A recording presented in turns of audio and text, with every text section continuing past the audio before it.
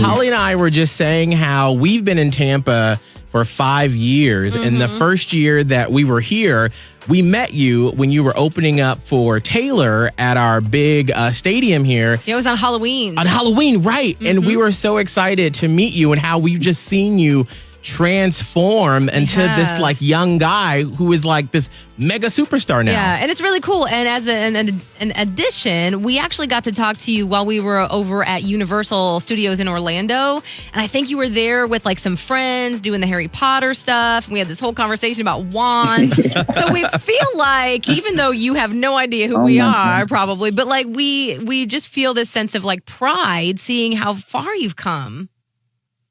No, thank you, first of all. And also, geez, that's like, it's like weird to hear you say that show was 5 years ago. Yeah. Because I guess I was 17 years old when I was on that tour. It's like, I'm having like a old man reflection moment where I'm like, time really doesn't slow down, does it? Right. Well, and I'm so curious because you've lived several lifetimes in just these 5 years. That's why probably it seems like it was so long ago, but also not that long ago. Maybe, yeah. Do you ever get a chance to just sort of sit back and reflect on everything that's happened? Well, I think that's exactly what I forcefully was given over the last, and I think everyone was over the last 6 months. And that's kind of why this song and album was birthed the way it was, Birthed is such a funny way to talk about an album. It sounds weird. No, but you know what's interesting is that the guys in BTS actually just said the same thing about putting out a record or, in your case, an album. It really is like giving birth to something that you're showing off to the world because so much blood, sweat, and tears goes into it. So I can understand, having actually given birth myself, how you feel. It really is it's a valid comparison. And so was that what you've been doing, during like pandemic, quarantine times? I mean, you took a break, but then I assume you were also doing work. No, yeah. I mean, I guess I went into writing in the studio, and in 2 weeks we were writing some songs, and then all of a sudden it went into lockdown, and I flew to Miami, and I was living with my girlfriend in her parents' house, and it was like all of a sudden everything just went on full stop mode, and we were making dinner, and we were doing laundry and stuff that I've never done since for the last 5-7 years, and it was really actually amazing. But there was this sense of panic that I had, which was like, I don't know if I'm going to be able to make an album like this. I don't know what I'm going to do. And I guess when time slowed down, I did a little bit too. And I started journaling a lot. And inside of this journal that I was writing in every day, I started conceptualizing my album and the songs. And I started just reflecting on life, and all of the dark, scary stuff was hitting me at the same time as all of the pleasant, amazing stuff was hitting me. And Wonder as a song, and especially as an album, is a reflection of that. It really feels like, something I learned was that you really don't have to be a expert in matters of the heart to be able to talk about it in your music. You kind of just have to follow that moral compass and be like, this is right and this is wrong, and this is how I feel, and this is going to reach a lot of people, and this is hopefully going to inspire people and make people feel something that they didn't a day ago. And that really came to me a lot. I mean, and that's just the tip of the iceberg of kind of like, I think what happened internally during the whole quarantine process. And I don't want to assume, but I imagine that for a lot of people, it was a similar kind of situation. I think you're right. Absolutely. I mean, I think a lot of people were they didn't know what to do. I mean, honestly, no one has ever been faced with this before. So, I mean, for you, you got to sort of experience quote unquote normal life in Miami for a while, where you're like, this is amazing, but also what's the end of it? Like, what's the end game? And so to be able to capture it as you were journaling, which I think was so smart. And I mean, as an artist, is it something that you do regularly, or was that a pandemic thing? I never journaled before in my life until the pandemic, actually. And now I can't stop. Incredible. I do it so much. Yeah. That's incredible. Totally. Yeah. So, and I'm imagining once that starts flowing, like paper to pen or keyboard, however it comes out, those emotions just get to the top of the surface, and then there's finally some place for them to go. And I'm really glad you started doing that, because it sounds like this song and this album was just like a stream of conscious almost. Would you say? It is. It totally is. It has so many layers to it, and I think that, you know, it's still happening where people are like only wanting to listen to like Bon Iver and light some candles and get a warm hug from the music. Yeah, I am absolutely one of those people. Yeah. And I'm definitely one of those people, but at the same time, it's like, be reminded that like life also is something to celebrate. And, you know, I was really hoping to make a song that made people feel both, and have like the intimacy that you felt from the Bon Iver stuff. And also at the end, it feels like a real celebration of freedom that we're working for. And we're kind of moving in that direction of. And I think that it really is a song that I'm proud of, and an album that I'm proud of. Once you guys eventually hear that, I think top to bottom, if you listen to it, you're going to feel this essence and this world of wonder.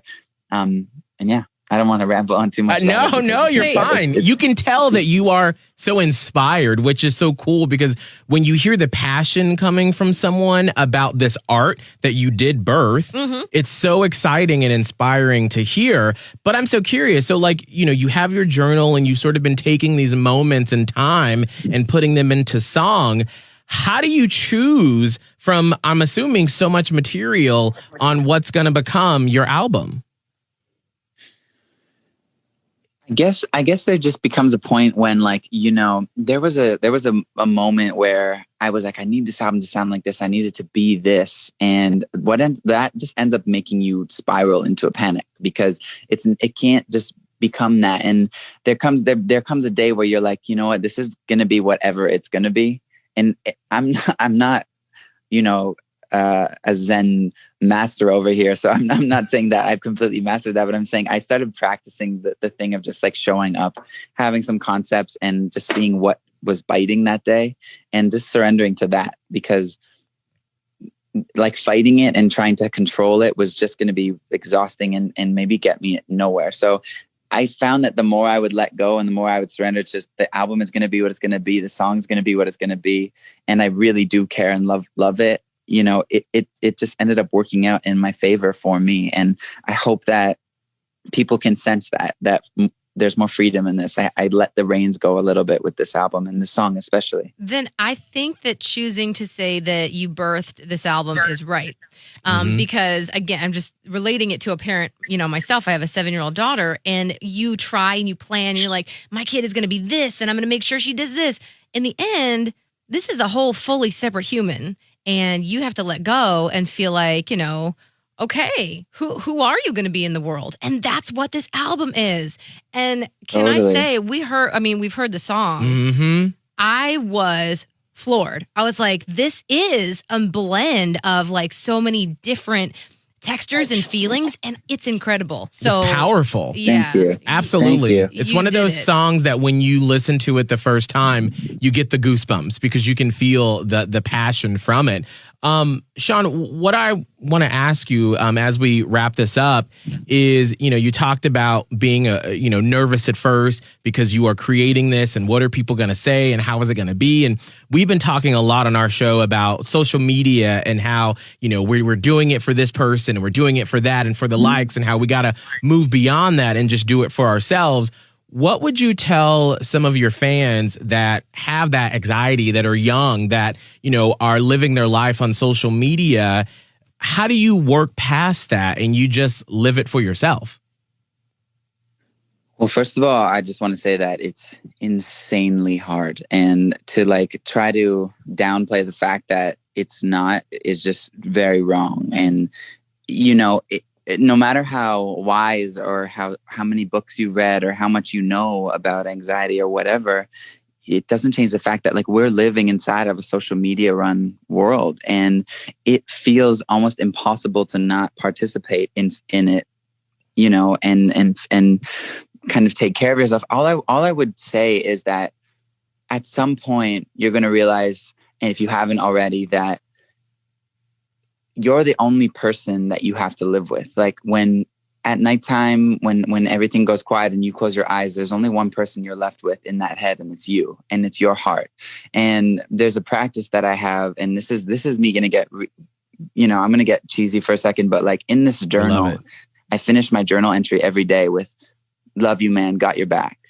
And I think that there is this sense of disassociation that people have with themselves because this is constant comparison to everybody else because of social media. And I think like this is not something that's going to change overnight for everyone. This is something that is a practice, and start practicing realizing that all you have is you, and you need to have your own back, because when you close your eyes and things go quiet, it's just you in there. So whether it's journaling or whether it's like giving yourself an hour in the morning before you turn your phone on, or an hour at night before you go to sleep, where you turn off and you let yourself kind of take care of you, start doing it now, because it only gets harder the longer you're doing social media and the more you get inside of that world. And I do think I think that you can do both. I think you can care about social media and be a part of it, but at the same time understand that it doesn't define you how many likes you have, and it doesn't define you how many followers you have. It really just matters if you like you, and if you love you. And it is probably oversaid and kind of overheard, but I really think that it's just so important. If there's any kids listening, or if there's any teenagers listening, if there's adults listening, I don't think there's an age that defines how old or young you are to hear this. No. Just be there for you and have your own back, and love you, and give yourself some credit, and like just surrender a little bit, because life is really hard. It's really hard to just be human, and on top of that, we have to meet all these standards of what we think we should be comparing to people's highlight reels, and just give yourself a break and take a breath, because I think that especially in these times, nothing is more important than that right now. And moving forward, it's always going to be the most important thing. You are the most important, so I don't want to keep going all off about it, but I just think that it is really important. And I know that people like you guys are constantly speaking on air every day, and you have the ability to really spread that message. And it's amazing. And I feel from you both that you definitely are doing that. So yeah, anyway. Shawn Mendes, Yes. You are an incredible adult man. You have turned into someone that is a force to be reckoned with a beautiful message. And it is so exciting to have a tiny little part of that journey as we've watched you grow into someone who is a self-actualized person. That's awesome. Thank what you you. just said. Thank and you. the fact that you're going to keep going Thank with you, it guys. is awesome too. So thank you for sharing. That is impeccable advice for, you're right, not just a kid or teenager, but anyone listening. Please follow Shawn Mendes' advice. That is incredible.